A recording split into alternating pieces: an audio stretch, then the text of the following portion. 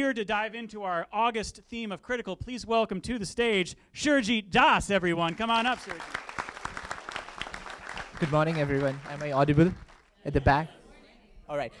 If I run through the slides and if I'm very fast, please wave your hand because I have a certain time limit. Well, welcome to this creative morning. I'm absolutely thrilled to have more than 100 people here. I'm honored and sort of nervous, I'm sort of shaking, and this is the first time I'm speaking in front of more than 100 people. Thank you, Matt and Tim, for this. Well, so I was around the city, looking into the presentations and seminars and colloquium, and city has its own, Charlotte 2040. So I thought that with my global presence and with my global research, I thought that there would be something more to it, how we can serve the community and also how the city should look like 20 years from now. I'd like to thank Taiwo and Kiva. Taiwo, he was the former assistant city manager, and Kiva, he was chief growth officer at Charlotte Alliance. And he helped, both of them helped me to, gather data, meet people, and basically gather all the informations which I have. So yeah, let me start the presentation. So Charlotte 2040. Are you all ready? Are you pumped up? What's coming next? Awesome, awesome. So right now, globally, there are 3 billion people around the world. United Nations says that 15 years from now, there will be 6 billion people. So what happens then? When the population grows, it has to evolve, a city needs to evolve, or they will be left behind. So what happens when a city evolves? Either there will be a lot of possibilities and challenges. Now for us, to cater this possibility and challenges, we all have a critical role to play. So in this part of critical role, I looked around globally, how does a city works? A city works with 4 parts: transportation, housing, food, and work. Now, if you take any one of them off, a city will fail to run itself. So it has created its own ecosystem. So I thought that why don't we as a group reinvent this to have impact in our society 20 years from now. So I will take you to a journey where you will be feeling like how a city is developing, and all the initiatives which I'll be speaking are either existing or they are in concept stage. It is not something which has been, which is not there at all. So coming to transportation. Right now, drone system. Drone, you can put a weight of 10 pounds and it will go up until 150 floors. And in New York, they are using the drone system for security surveillance in the World Trade Center for the purpose of big events. Guess what? The Pizza Hut in Auckland, New Zealand, tied up with Airbus, and currently they are delivering pizzas in the high-rise buildings. And then Uber Air, Uber's low aircraft system, they did not get permission to run this, but they were smart enough to tie up with NASA's uncrewed traffic management system. What did they do is, once they had this, they had permission to launch their trial run. They were expecting to do it before 2020, but because of the pandemic, it got delayed. So I did a bit more dig in terms of how it'll help in the city of Charlotte. I traveled from Pineville to 600 East 4th Street, that's the government center. On a busy day, I traveled on a weekday, let's say, for 1 hour, 20 minutes, and during a weekend, it took me just 40 minutes. Now let's see if we have Uber Air on it. So Uber Air will take the same distance just in 8 minutes. It'll cover 10 miles. Now guess what? The Uber wanted to launch this in Los Angeles, Dallas, and New York City. The reason is they want to make it more convenient. They want to launch it at a price of Uber Black, and then they had a 2-year window in terms of how people use it. And once they use it, they're going to categorize and make it more affordable for every people to use it, use and make it more affordable. So right now there are 25 companies working to make this low air transportation system and Hyperloop. So Richard Benson launched this Hyperloop to negate the price of the long distance bus travel. So It is the fastest mode of transportation, faster than aircraft. It has capacity of 28 people. It is affordable because the motive of launching Hyperloop is to negate the long distance bus travel. So it goes 8 times faster than for a car at 70 miles. And then to do this, I travel from Charlotte to Raleigh.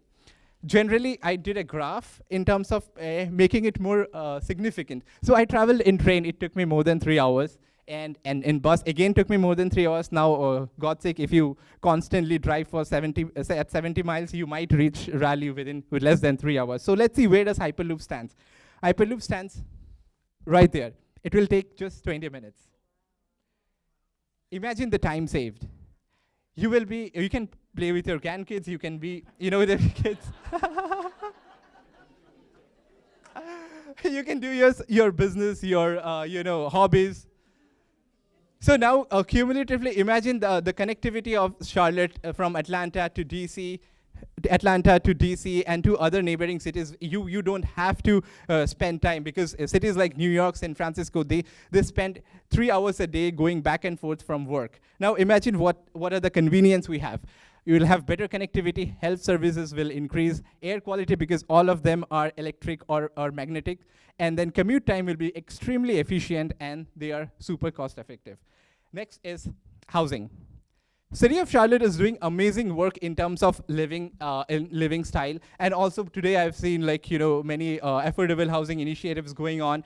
Charlotte has already taken the city has already taken so much of initiatives in terms of encouraging young and old families, and also big and small families. And importantly, when I work on the research of amenities, people always prefer that they do not want to go to a park or a gym or any recreational place in car. They would rather prefer to bike or walk, especially to the elderly people and also the millennials as well. So I went ahead and saw that there is a big concern in terms of housing.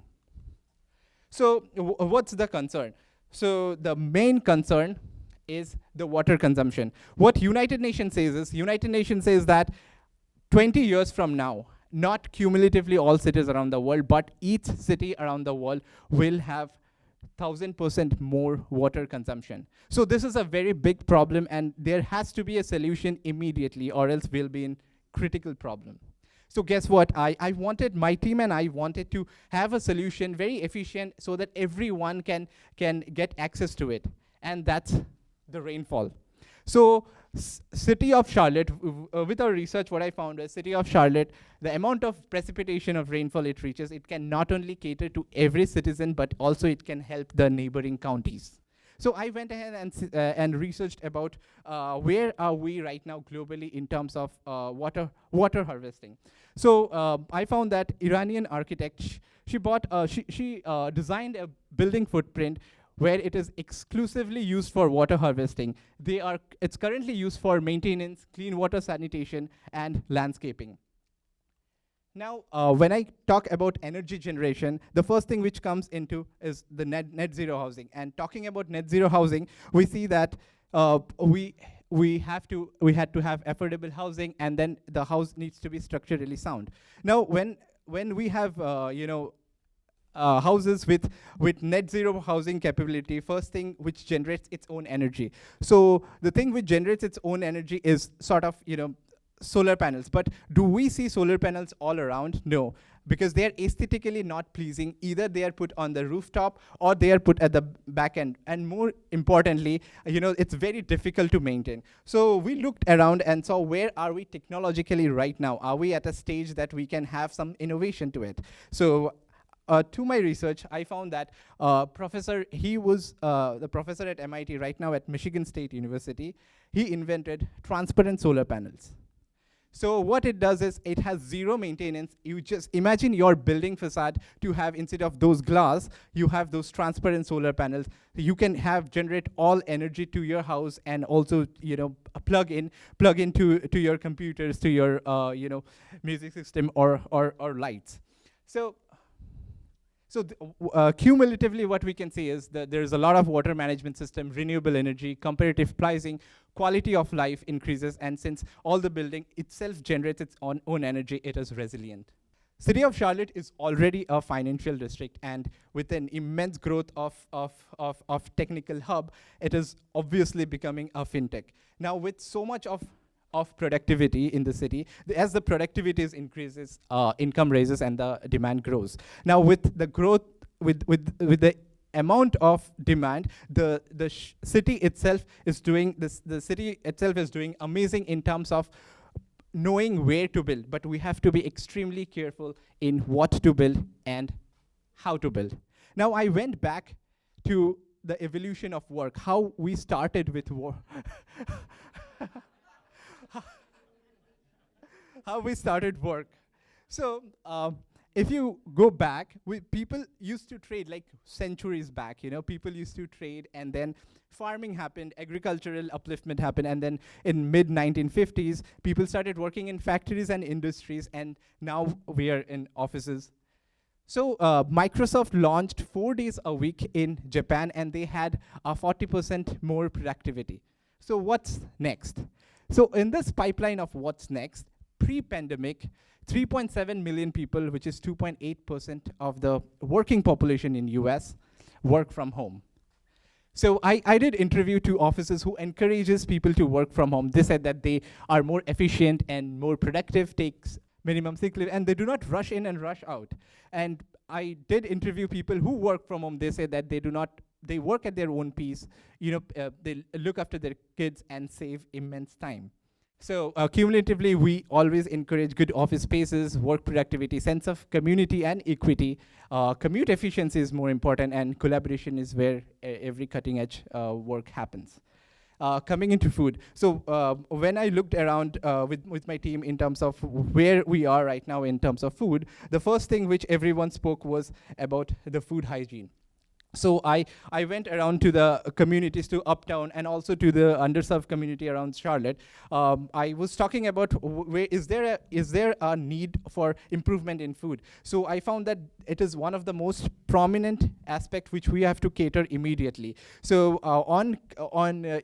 talking to few of the convenience store people, I asked them that how many people buy organic food. So they said that most of the underserved people do not buy organic food. The reason is they are very expensive, and more importantly, they would prefer to buy sandwiches than that. So I asked them, is there any typical time that they buy? And the convenience store manager says that they buy it one day before it get expired because we lower the price. So there is lot of issues which are going on around the city, and I thought that why are people not access to good quality food, and why there is a huge community difference in terms of organic food versus the normal food, and then that is termed as the grocery gap. So I went ahead and did a bit of research that why is this grocery gap happening. So I found out I went back to how farming is done. So farming is very critical. The reason is either you have to have balance between sunlight, soil, and water. Now, if there is a lot of sunlight,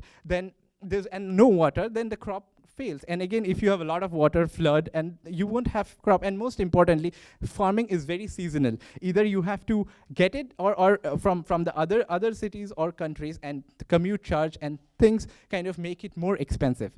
So my team and I went ahead and tried to find out that where are we globally right now in terms of technological advancement in farming. So we found that there's a company called Sustainable Agriculture. What they do is, instead of farming on the land, they go indoor. So, and the reason they go indoor is they can have a controlled farming, and this is how it looks like. Importantly, what happened is they are 100% clean, free from pesticides, there's no environment pollutant, and they use 95% less water. And the best part is they grow local, employ local, and support local. Now, with this transportation, housing, food, and work, I see there is an opportunity. So how can we respond to such opportunities? Since I come from design background, I thought design could be one of the potential to reach this opportunity, and therefore I took a quote from Louis Sylvian, form follows functions. So I made sure that transportation, housing, food, and work are function, and the opportunity relies in form. remember, this is one of the solution. There could be multiple and many. So I made sure there are multiple concepts, but I thought the one which suits the best is this. So the whole building itself is made of transparent solar panel. The building shape is oriented in such a way that it gets the maximum sunlight. There are sustainable agriculture onto the building shell, and you will have a three-dimensional transportation system. Now, this will act as a pinnacle of attraction to the city. It will have, the whole building footprint will have rainwater harvesting. It will be absolutely efficient for environment, and it will be one of the most amazing public attraction.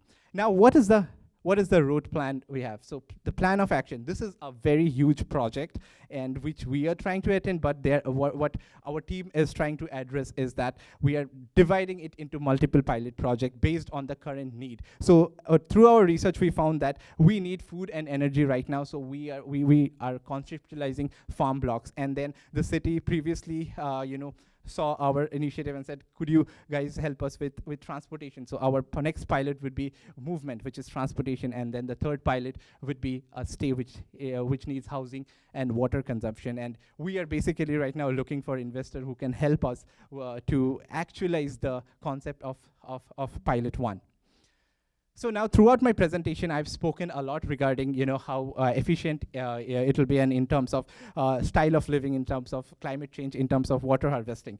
So if you concentrate on the highlighted part, on the blue highlighted part, they lay at the backdrop of United Nations. So if you strategically put this blue highlighted word, they are nothing but all the 17 sustainable development goals. So city of Charlotte would be the first city to incorporate all the 17 sustainable development goals. And this city will not only leave the benchmark globally to how a city should be, but it will be the best place to live in. Thank you, guys.